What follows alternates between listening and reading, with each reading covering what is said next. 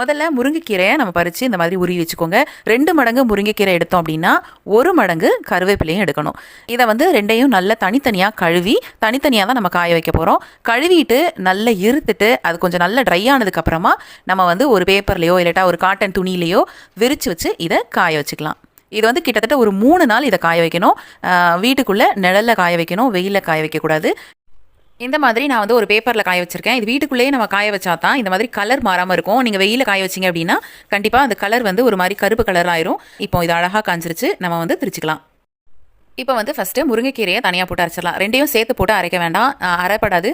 First முருங்கைக்கீரையை நம்ம தனியாக அரைச்சிட்டு அதுக்கப்புறமா கருவேப்பிலையை போட்டு இப்போது அரைச்சி எடுத்துக்கலாம். ரெண்டையும் தனித்தனியாக நல்லா மையாக அரைச்சி எடுத்தாச்சு. இப்போ ஒரு டப்பாவில் நம்ம போட்டுக்கலாம். கண்ணாடி டப்பாலையோ அல்லது காற்று புகாத எந்த ஒரு ஏர்டைட் கண்டெய்னர் பாக்ஸ்லையோ நீங்கள் இதை போட்டுக்கலாம். ஈரமான ஸ்பூன் மட்டும் நம்ம இதை உள்ளே விடக்கூடாது.